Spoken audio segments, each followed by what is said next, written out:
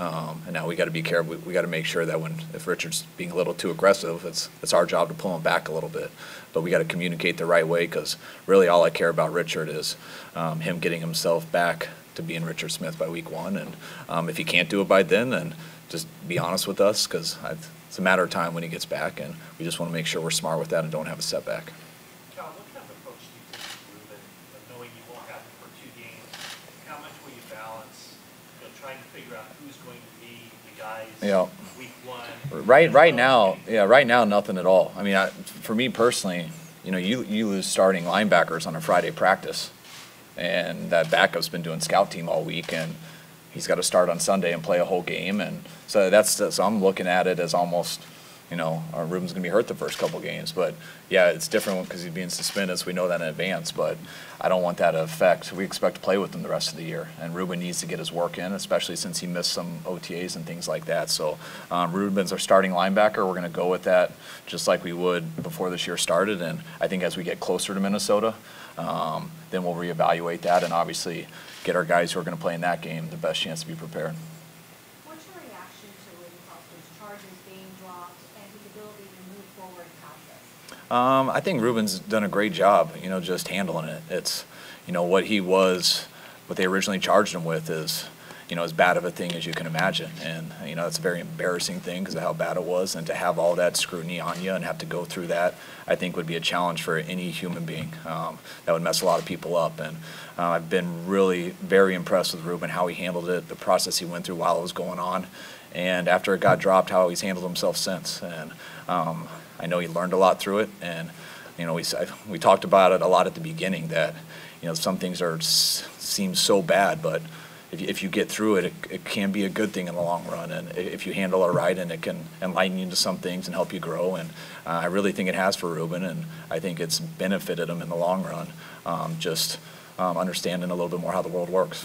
I know when we last talked, it was before the guys left for the summer, and I think both of your messages to them was make sure that you keep your foot on the gas, you don't slip up. I don't know how closely you're able to monitor stuff, or you got your first look at the guys coming back here. Do you feel that the summer went well for them? We'll find everything I hear, it sounds as good as I could have ever hoped for. Just talking to Ray, who was here a lot of time watching the guys and stuff, and we had as big of a group coming here when they're not even, there's no coaches up here, there's nothing, and we had as big of a group as, I know it was much bigger than last year, and I hear it's the biggest one they've had here in a long time. So we got a lot of guys working, a lot of guys ready to go. We have a conditioning test this afternoon that's, it's not a very tough one, so it's not, I expect those guys to pass that. But you have a better idea once you see them out in that first practice.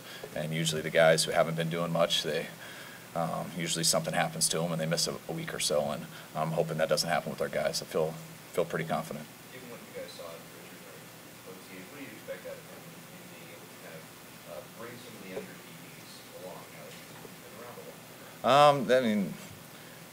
That's one thing about our team I was kind of saying earlier. We got a lot of guys on our team we're real excited about, and we think have a chance to have a good future. But we also got a ton of young guys who haven't done it before, or who have only done it for 5 games or 7, whatever it is. And Sherman's a guy who's done it year in and year out, and we have Staley's a guy like that. When you look at guys who've gotten that second contract, who've started all their first years and then have started all their second contract, it's, we probably have about 6 guys, and that's not very much. So those guys I think are important because they've done it before, and guys who have the chance to be like them, those are guys they want to talk to. Like, hey, how do I keep mentally strong every day? When I do have a bad day, how do I still believe that I can do it? Because in this league, you get humbled all the time. No one balls out every day. No one dominates you. So there's always someone who's going to get you, and you got to have that edge to you where you know you can succeed, and Sherm has that. And I think a lot of our younger guys have the ability to have that, but that comes with success, and that comes from having a guy like Sherm to lean on. Yeah, I think one thing I would add to that is, Sherm, Kyle's been around a lot of football in the NFL. I have been around a lot of football in the NFL, and people always associate, the high IQ, the smartest football players. They're usually talking about quarterbacks. I would tell you in the capacities I've been around him and the short time we've had him, he's one of the most intelligent football players I've ever been around. The way he understands concepts, the way he understands even, I know he and Kyle will get to talking, even the way he understands offense. And so we really do believe that that is contagious. And then his work habits, I think, he hadn't been on the field much, but he's already had a huge impact on the guys around him, and that's a real positive thing. But we brought him in here to be a heck of a player, and so I think he'll provide that both for us. John, is there any update on Buffett? I'm fully confident that he'll be here. I really am, and I'm fully anticipate him being here at the first meeting, and would be surprised if he wasn't. We're not there yet, so I'm not saying that, but I am fully confident that we'll get there. And when's the first meeting? We got 1:30. Got a bunch of administration meetings for like 5 hours. Yeah. The first real meeting is 6:30. 6:30. Yeah. Conditioning test 1:30. Yeah. No offense to administration. Kyle, from McKinnon thus far, being on field and not in pads, how do you think he fits into what you like to do? We look at guys like Devontae Freeman, guys who've got that skill set. Do you think he kind of fits into that mold? Yeah, I think he's very similar. Different style runners, but the main thing is, starts with being a running back. I mean, you have to be a good running back to me truly get the effects of being good in the pass game. Because if you're only good in the pass game, then they can just treat you as a receiver, and it's different. So it starts with being a running back, and we really like him as a running back.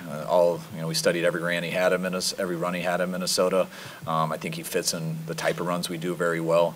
He's got the speed, he's got the cutting ability, and he's got the toughness to run through arm tackles. And then the pass game's the huge bonus. He's, I think, a matchup issue. He's very good in his routes. I think he's similar to Free in that way with the guy you bring it up. And I think just versatility-wise, he's going to help us a lot. Kyle, because of the way you guys finished the season last year, outside expectations are pretty big for a 6-10 team. Do you guys feel that at all? And if so, do you have to address it with yourselves and even further? Well, I mean, it'd be nice if not all you guys talked about it all the time, because that's the. And I know that's part of it, but that's what goes on outside of here. I mean, if our guys make a living just reading and listening to talk radio and stuff, that stuff could mess you up, because I am aware that people have talked highly about us, and that's what comes with the territory when you win your last 5 games after starting so bad. But, I mean, we all know that doesn't mean anything.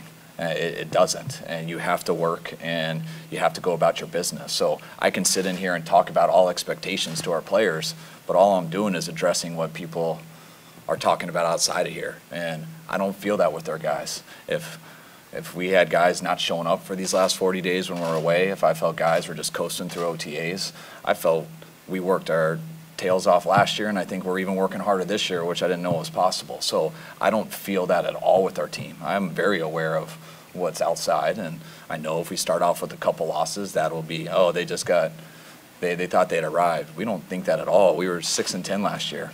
We won those last 5 games, and we weren't just blowing guys out. And it's I just mentioned all the young people we have, and this can go a lot of ways. And every season's hard. Nothing is easy, and by no means are we coming in thinking like this is just going to happen. We're ready to get to work, and we know it's going to be hard, and we know we're going to face adversity. And what's going to separate us is hopefully how we respond to adversity. Kyle, now that you have a full season under your belt, approach, how are you going to be approaching this camp? Compared to last year, obviously the circumstances are much different. What are you doing similar and differently? I think I've taken some of the reps off just early on. It's a whole new team, but we do have a better feel for most of our players than we did last year. We've added new guys and stuff, but last year, all 90 we had just gone through OTAs with, and we're still trying to figure people out, and it's really hard to change a culture, which means it was one philosophy, now you're trying to do yours, and you can say it all you want, but you have to drill that, you have to preach it every day, and what's neat this year is our guys do know that, and the new guys have come in, and myself, John, the coaches, we don't have to beat it in so much because the other players do. Everyone has a much better idea, so that makes it a little more exciting. It makes you feel like you can take steps to get better a little quicker. But on the other side, every year it's a new team, and we got to see how this team gels together. We got to mix in the new pieces, and we got to make sure the people who were here, they get better and not worse. Would you say that Yeah, it's right guard I think is a real big one. I think I'll say punter is too. We have a lot of competition on our team. Right guard's the spot that I think would probably be the biggest on our O-line. We just signed Lakin before, I think right after OTAs. So that makes him more. We're obviously expecting him to start at left guard. But if he has a horrible camp and the guy behind him is a lot better, we're going to always play who we think gives us the best chance to win. But those are probably more open spots. John, as you tinkered with and built your roster over this offseason, how much of that, if any, was with an eye to the Rams and what they have and what they're doing? That's a good question. I think you always, to get where you want to get in this league, what I've learned is you better own your division. That's the ultimate goal. And so I think we're very mindful, and Kyle and I spend a lot of time, what kind of players are we looking for? So that's really what we rely on. But I can't tell you that, at times when you're talking about signing Lake and Tomlinson, you're saying, hey, we better have someone to block Aaron Donald, And so, of course, I think that the people you face, the same goes for Seattle and Arizona. So I do think at times you're cognizant, but really our litmus test are the things that we believe, translates into championship players and championship teams. And we've defined that pretty well. But I think you do kind of have some sort of a lens on who you're competing with most, and that's your division. It's also, I think what's hard for us competitive people is every decision you make is to succeed now and in the future. And so you got to balance both of those out. If all you think about is how does this guy go against that guy, how does this guy, that's year to year, and that can really make you feel better going into a game. But hey, maybe that guy's hurt that game and it didn't even matter, and now it's messed us up for the next. There's a lot of things that go into that. Our goal is to win our division. So we got 3 teams we're competing with hard, and harder than anyone else in this league. But we are always trying to make the right decision, not just being consumed with beating one of those 3. So are you looking at any veteran free receivers or guys that might be available via trade that are looking? We're always looking. I mean, we're always going to try to improve our team, but we've been pretty steadfast. We like our receiving core, we really do, and we're excited about the group that we have. We really believe that they'll emerge. We love having Pierre back and having him work with Marquise and Trent and Dante and Kendrick. I mean, the list goes on. We're excited about some of the guys on the fringe at the back end, and so. That's something right now, but of course we're always looking out there, and when we see fit that we can improve our team, or things are always fluid with injuries and such, we'll be ready to respond accordingly. Just improve. It's everyone has a huge first round draft picks have a pressure on them that's different than everyone else, because that's the name that everyone knows coming out of the draft. That's the one everyone wants to see immediate success, and people are drafted in the first round, they know that also, and that's a pressure that those guys got to take, and sometimes they press and try to do too much, and that's why I don't say it ever that I want to see him get this many sacks or get to a pro. I just want to see him get better. He did some good things for us last year. I think he has a lot of room to grow, and it's very important to him, to me, to the 49ers that he takes a step forward, and I feel extremely confident he will, and that's what you want him to do each year. D linemen, in my experience, take a little bit longer than most, but that's all. This isn't a patient league either, and we expect him to be better. Is the plan for Jimmy Ward to be a corner to start camp? Yeah, that's definitely the plan. We're going to keep him at corner until it makes sense to use him somewhere else, and that has to do with injuries. It has to do with the balance of the whole roster. We got 90 guys here, so there's not an issue, and we want to put him at corner right now. How much of that is a testament to what K1 Williams was able to do last year, particularly late in the season? As part of the decision to keep Jimmy out there, how comfortable you are with K1? Well, yes, I think K1 plays that nickel position at a very high level. I also think Jimmy Ward has the ability to do that at a very high level. Jimmy was our starting corner in OTAs with Richard out. Richard's going to be coming back, and we all know the injury's coming off, and we're going to take it pretty easy with him too. So I'd still plan on Jimmy, even though he's not getting the starting rep at corner. He's going to get almost starting reps because Sherman's going to be in and out a lot. So, and we still want Jimmy to get that work there. Now we can have other packages and stuff with other groups where we expect to put him inside and stuff and get those positions. I think Jimmy will push K1. Jimmy can play that. He also can play safety. That's what it's like. It's what's great about Jimmy, and it's also what makes it tough for Jimmy too, because he has the ability to be our best at 5 positions. He also is almost the second best at all 5 of those. So we got to see how it plays out and how we match it, and all that stuff goes into the 53. You keep a certain number of DBs, you keep a certain or corners, you keep a certain number of safeties. Guys have to be able to play inside, outside. Guys have to play special teams. You only dress so much, so it's a very complicated decision. That's just not this guy versus that guy. To follow it up, talk about you usually have a certain number of players you keep in certain positions. John, you can chime in on this too. The new kickoff, because it seems a lot of folks are talking maybe keep that extra running back instead of that O-lineman because there's going to be more space, I guess, on the returns, and a lot more sprinting on the coverage teams. How does new kickoff possibly adjust how you operate the roster? Go first. I'm interested to see. I don't. You try to make some assumptions and everything, but I want to see how it plays out in the preseason. I don't plan on it changing who we have up on game day, but that's one of the few things that I do like about the preseason, that you get to find out some things that you maybe didn't know before to prepare you to make the right decisions week 1 when it matters. So hopefully we'll learn some of that, but I would be surprised if it affected anything to, when you bring up an alignment or something. You get 2 injuries in a game, and it's very hard to play if you put a tight end at guard. It's just you basically the game's over. So that's sometimes like, why do you bring this O-lineman every week? You didn't even play all year. You could. That's what a lot of special teams guys will ask me that, and I'll be like, because if we get 2 injuries, the game's over. If we can put someone else in at L4 or gunner, and the game isn't over.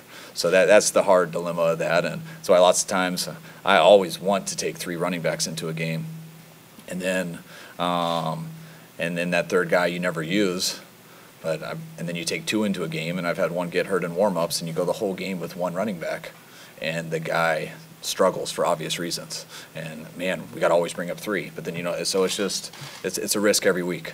Hopefully someday they'll let us bring up everybody. John, last year you talked about how you had so many holes to fill that it's hard to get it all done in one off season. Right. So looking back at this off season, how different was it being able to maybe kind of fill out the cap, do some of those other things, and how much better you do about the overall roster? Oh, we feel a lot better than this time last year. I mean, there's no doubt about it. I think we're a much more talented team. I think we're a deeper team. Yeah, it was nice to, like we went into the draft, and one of the things, we're still looking for game changers, so that will always be important. But, I think to be able to put pieces to the puzzle, before last year, there was many times where it's like, we got to find a slot receiver. We got to find this. We got to find that. Now it's just like, who's the best player and who fits what we do the best, who's our type of guy. And so we are, in a much better spot from that standpoint. We should be, but it's a testament to the coaching staff and personnel working together, and I think we're on the right track. I really do. I always like to go into the beginning of camp and look at the whole roster and how many are we going to be allowed at each position on the 53. And before camp starts, look at, all right, how many NFL players do we have in a roster that we're going to have to cut?